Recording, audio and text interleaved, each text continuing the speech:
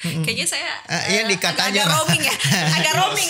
Dia nggak tahu. Kayak kita udah. Dia nggak tahu Ura ya. Ya aduh. Welcome to Pose. Yuk explore bareng BSRE. Halo Sainer, selamat datang di Pose, podcast sertifikat elektronik. Nah, jadi teman-teman Sainer, Pose ini merupakan podcast yang dikeluarkan oleh Balai Sertifikasi Elektronik yang merupakan unit pelaksana teknis dari Badan Siber dan Sandi Negara yang memiliki tugas untuk memberikan layanan sertifikat elektronik untuk para penggunanya. Nah, kali ini saya sudah bersama Bang Jonathan. Halo.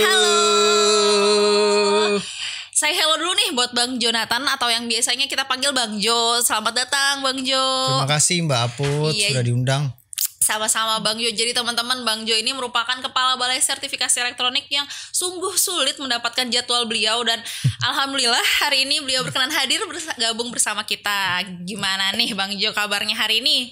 Sehat Mbak Aput, puji Tuhan. Alhamdulillah kita sehat-sehat semua di sini di BSRE. Alhamdulillah. Nah Bang, sebagai episode perdana podcast kita nih Bang, Pose nih Bang namanya ya. Kita mau ngobrol-ngobrol santai dulu nih Bang. Boleh. Mengenai awal mula berdirinya BSRE.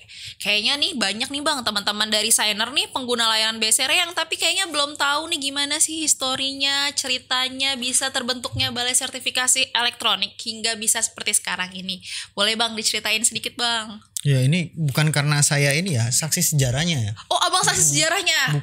Lebih Bukan. mantap lagi Bang kalau diceritain oleh saksi sejarahnya langsung. Monggo Bang. Jadi kalau dari sejarahnya sendiri terkait BSRE ini sendiri, kalau kita lihat memang ini berawal mula dari Deputi Bidang Pengkajian pada waktu di Lembaga Sandi Negara, di mana di 2010 kita diminta bantuan oleh Lembaga Kebijakan Pengadaan Barang dan Jasa Pemerintah untuk memberikan dukungan terhadap aplikasi untuk enkripsi dan melakukan dokumen signing pada dokumen-dokumen yang digunakan untuk lelang secara elektronik.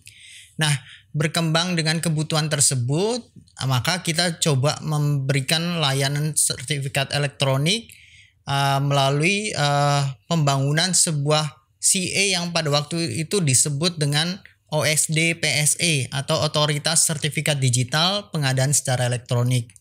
Nah, pemanfaatan OSD PSE memang cenderung hanya terbatas untuk sistem pengadaan secara elektronik, yang kemudian di 2013 kita berkembang di mana pada waktu itu teman-teman dari Direktorat Jenderal Pajak memang membutuhkan satu buah solusi untuk memperkuat ketahanan e-fakturnya pada waktu itu.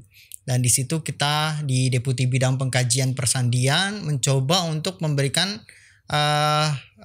bantuan untuk melakukan setup pembentukan sebuah CA yang diperuntukkan untuk kebutuhan e-nomor faktur dan faktur pajak secara elektronik. Nah, seiring dengan kebutuhan dan perkembangan teknologi maupun peraturan yang sudah mulai membuka ruang untuk pemanfaatan sertifikat elektronik, di tahun 2014 sampai dengan 2016 kita memiliki banyak sekali permintaan terkait pemanfaatan sertifikat elektronik. Hanya saja pada waktu itu memang masih berbentuk tim di Deputi 3 Bidang Pengkajian Persandian, dan tim itu sendiri juga pada akhirnya dijadikan sebuah wadah organisasi yang disebut dengan Balai Sertifikasi Elektronik pada 2016. Dan dari 2016 sampai dengan saat ini, inilah proses yang kita alami menjadi satu buah organisasi di mana jikalau dilihat dari kepemimpinannya sudah memiliki 3 kepala balai. Sebelumnya adalah Bapak Anton, kemudian Pak Rinaldi, dan baru sekarang saya di tempat ini. Dan memang tantangannya berubah sesuai dengan perkembangan zaman, di mana memang pada saat ini mungkin kita dapat blessing in disguise bahwa pandemi ini membawa transformasi digital bagi instansi pemerintah dan para pengguna kita. Oke, wah lumayan seru banget ya Bang ya. Kebayang sih Bang gimana perjuangannya abang-abang dulu dan senior-senior kita dulu waktu membangun BSRE. Nah, itu tuh siapa aja sih Bang? 5 orang nih katanya sih, kalau kata zaman now nih istilahnya spill. Nah, saya tuh udah dapat spillan nih katanya ada 5 pendiri BSRE, bukan pendiri lah Bang, punggawa awal waktu BSRE terbentuk tuh berlima katanya. Itu siapa aja sih Bang? Bukan berlima sebenarnya. Kalau berlima itu mungkin di tataran teknis ya. Oke. Tapi kalau untuk di tataran pejabat-pejabat yang memberikan dukungan kepada kita pada waktu itu memang sangat banyak. Artinya pimpinan lembaga sandi negara yang pada waktu itu melakukan inisiatif untuk pembentukan BSRE juga sangat memberikan support kepada kita. Hanya saja kalau disebut memang ada 5 personel yang dikurung hanya untuk membentuk satu buah mekanisme dan fungsi yang kita nikmati sampai dengan saat ini yang disebut dengan Otoritas Sertifikat Digital Layanan Universal atau kita sebut dengan OSDLU yang sampai dengan saat ini memang sudah memberikan layanan kepada 180.000 pengguna yang memang itu cikal bakalnya dari 5 orang yang dikurung ini. Dan kebetulan 2 orang masih berada di BSRE sementara 3 yang lain memang bertugas di tempat yang lain pada saat ini. Oke, ternyata bener ya ada spill-spillan yang saya dengar nih Abang ya. Nah Bang, kalau Abang masih ingat ya nih Bang, berhubung Abang nih salah satu dari 5 yang dikerangkeng kemudian yang mulai menggawangi awal terbentuknya BSRE, Abang ingat ke Bang, instansi apa sih Bang yang pertama kali bekerja sama-sama BSRE itu waktu sudah mulai jadi BSRE? Karena kan tadi kita udah dapet ceritanya nih bahwa awalnya tadi LKPP ya Bang ya, waktu belum menjadi BSRE. Nah pas udah jadi BSRE nih sejak terbentuk, nah itu apa tuh Bang instansi yang baru-baru pertama kali menggunakan layanan kita? Ya, beberapa yang sudah bekerja sama pada waktu BSRE berdiri, salah satunya teman-teman di Pusintek Kementerian Keuangan, kemudian ada dengan Badan Karantina Pertanian, dengan teman-teman di Direktorat Jenderal Perbendaharaan, dan beberapa karena memang pertumbuhannya pada waktu awal memang tidak terlalu banyak, tapi memang menjadi lebih masif pada waktu memang kita melakukan transformasi dari sistem, di mana sistem kita juga menjadi lebih mumpuni untuk memberikan layanan yang lebih luas kepada pengguna kita. Oke, itu ya teman-teman ya, ternyata ya para pengguna kita yang sudah bergabung dari awal tuh Bang. Nah tapi kalau sampai sekarang nih Bang, udah berapa banyak Bang instansi yang bekerja sama BSRE saat ini Bang? Saat ini kita sudah melayani lebih dari 441 instansi, di mana instansi itu sendiri juga memiliki beberapa pengguna yang tidak hanya jumlahnya satuan, tapi ada juga yang sampai dengan puluhan ribu di satu buah instansi. Dan memang harapan dan target kita adalah untuk bisa memberikan layanan kepada seluruh ASN dan para pengguna kita secara umumnya. Wah Bang, kemudian nih Bang ya, kan saya juga udah nonton nih beberapa video-video YouTube-nya BSRE. Saya tuh udah pernah ngeliat Bang, ada video gitu tur kantornya BSRE. Terus saya baca nih Bang, komenannya banyak Bang yang ngiri. Katanya, aduh kantornya kayak kantor startup, kayak kantor unicorn. Nah tadi nih dengar cerita historinya kayak gitu, kemudian melihat penggunanya yang sebesar ini, kantor yang seperti sekarang ini tuh sudah dari dulu awal terbentuk atau gimana sih Bang sebenarnya? Jadi pada waktu pertama kali BSRE berdiri, memang kita menempati sebuah ruangan di Lembaga Sandi Negara.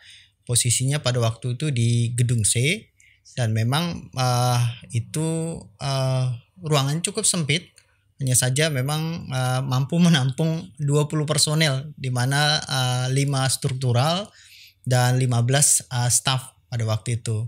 Setelah itu kita mendapatkan sebuah wisma atau rumah yang memang direnovasi menjadi sebuah kantor sebagai bentuk kantor layanan UPT. Pada waktu itu berlokasi di Mampang. Luasannya lebih luas daripada sebelumnya. Ruangan kantor yang kita huni di Lembaga Sandi di Gedung C. Kemudian setelah itu berkembangnya kebutuhan, kemudian pada waktu memang kita sudah tidak bisa lagi memberikan layanan karena memang banyak keterbatasan dari ruangan yang ada di Mampang, maka pimpinan mengarahkan kita untuk kembali ke Ragunan dengan kita diberikan alokasi ruangan di gedung yang lebih mumpuni dengan luasan yang lebih mumpuni. Adapun renovasi itu dimulai dari medio 2019 sampai dengan 2021, Dan kalau berbicara terkait ruangannya tadi Mbak Aput sampaikan bahwa itu seperti startup, ya saya pikir juga ini juga semangat kita bersama untuk memberikan sedikit booster kepada teman-teman atau rekan-rekan pengguna kita bahwa memang bentuk pelayanan itu tidak harus kaku, tapi bisa juga memberikan rasa kepada visual yang dilihat, baru nanti kita berikan booster secara teknologi yang mereka akan lakukan transformasi pada sistemnya masing-masing. Jadi kalau teman-teman daerah begitu sampai ke sini, kita harapkan bisa dimanjakan secara visual supaya kita lebih bisa memberikan rasa bertransformasi seperti apa. Itu mungkin. Oke, keren banget sih Bang. Gak heran ya kita kalau ngelihat semangatnya teman-teman BSRE dalam melayani, ternyata udah kalau istilahnya mas sudah menjalani naik turunnya kehidupan hingga akhirnya bisa mendapatkan kantor yang saya lihat di YouTube itu. Keren banget sih Bang. Nah, boleh next question ya Bang ya? Boleh, Bapak. Sebenarnya ini harusnya saya tanyain di awal nih Bang. Kenapa sih Bang namanya Balai Sertifikasi Elektronik? Jadi kalau berbicara nama itu sendiri, pada awalnya memang bentukan tim itu dinamakan dengan tim OSD, tim Otoritas Sertifikat Digital. Memang representasi nama itu dipilih berdasarkan hasil penerjemahan dari Certification Authority menjadi otoritas sertifikasi. Namun demikian kita memang membedakan antara sertifikat yang berbentuk kertas dengan sertifikat yang berbentuk digital, maka kita tambahkan komponen digital. Akhirnya menjadi sebuah nama Otoritas Sertifikat Digital. Seiring dengan perkembangan peraturan yang ada di bangsa kita, maka ditemukan nomenklatur baru dengan sebutan penyelenggara sertifikasi elektronik, di mana bentukan singkatannya adalah PSRE. Nah, oleh karena pada saat dibentuk dengan peraturan Kepala Lembaga Sandi Negara tahun 2016 itu menjadi sebuah UPT, maka kita mencari pendekatan di mana namanya memang lebih dekat pada fungsi PSRE, yaitu Balai Sertifikasi Elektronik. Jadi sampai dengan saat ini memang penggunaan kata Balai Sertifikasi Elektronik itu lebih ke arah memberikan pendekatan kepada fungsinya, yaitu sebagai PSRE atau penyelenggara sertifikasi elektronik. Oh ternyata gitu ya Bang ya, histori nama dari Balai Sertifikasi Elektronik. Iya. Ada lagi Bang, pasti nih kalau yang pernah main ke kantornya BSRE pernah juga ngeliat jargonnya mantap. Apa tuh Bang? Kalau boleh tahu tuh kenapa jargonnya mantap dan apa sih mantap tuh apa gitu? Jadi di awal BSRE berdiri, kita semua berkumpul pada waktu itu di Bogor untuk menetapkan visi misi organisasi. Jadi kita tetapkan visi misi organisasi itu mantap itu sendiri singkatan, bukan mancing mania ya. Okay. Kalau mantap itu sendiri adalah mandiri, adaptif, netral, transparan, akuntabel dan profesional. Jadi itu yang menjadikan nilai-nilai yang diharapkan dari BSRE. Dengan mantap itu menjadi dasar kita untuk memberikan layanan kepada para pengguna kita. Oke, ternyata sangat bermakna, Sainer. Arti mantap itu bukan mantap mancing mania ternyata isinya gimana? Tapi menjadi seru pada saat kita jadi yel-yel. Oh, BSRE mantap. Iya, jadi semangatnya keluar banget tuh pasti Bang dari teman-teman BSRE. Ya, itu mungkin sebelum ada URA ya. Kalau mungkin zaman dulu ada URA, mungkin BSRE URA gitu. Oh gitu ya. Kayaknya saya iya dikatanya agak roaming ya. Agak roaming. Dia nggak tahu URA ya. Ya aduh. Oh iya Bang, tadi nih udah dengerin semua historinya sampai saat ini nih Bang. Kalau boleh tahu udah apa aja sih Bang pencapaian dari BSRE ini Bang? Bentuk pencapaian kita lebih ke arah jumlah sertifikat yang kita layani gitu kan.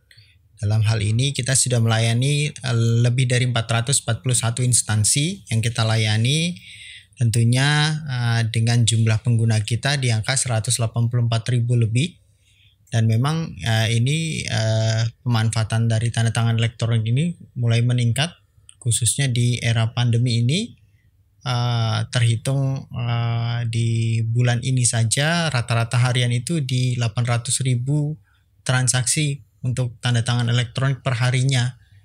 memang ada beberapa waktu di mana dia mencapai 1,2 juta transaksi per hari. Memang ini sangat sesuai dengan perubahan yang kita harapkan di pemanfaatan dokumen elektronik, di mana memang para pengguna kita sudah mulai mengalihkan sistem elektroniknya untuk memanfaatkan tanda tangan elektronik. Tentunya juga kalau berbicara pemanfaatan tanda tangan elektronik ini, kita juga menyediakan beberapa aplikasi, baik aplikasi berbasis desktop ataupun mobile yang bisa diunduh di Google Play Store atau App Store.